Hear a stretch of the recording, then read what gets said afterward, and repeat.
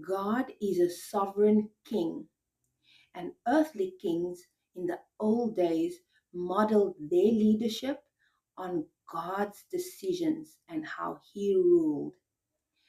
Times, sovereign kings used to rule their nations. Whatever they decided, that had to be carried out.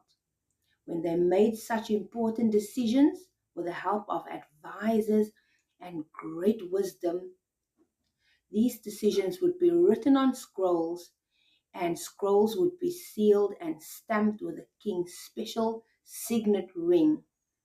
And that told the people that it had to be carried out. It's the king's decree.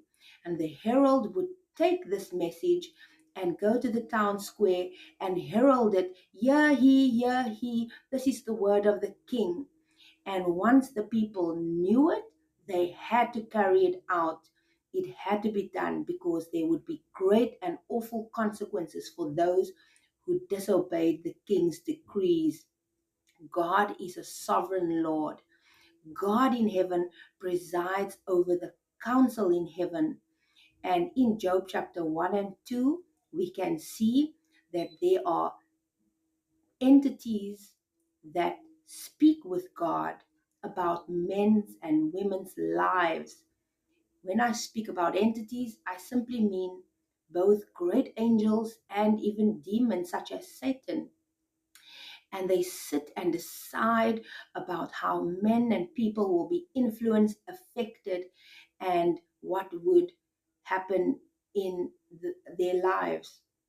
So God is the ruler over that council, and what he decides, that must be carried out. In Psalm 82, God also says that he is the ruler over every council that decides about people's lives. And he tells them he wants the poor to be remembered and the righteous to be lifted up. He doesn't want the poor to be downtrodden and the righteous to be hurt and cast aside. God rules in righteousness, and every king and every leader in this world has to follow God's model of righteousness. When God decides, it must be carried out. God says in his word, if I decide and act, who can reverse it? God rules sovereignly, and what he decides is righteous and just.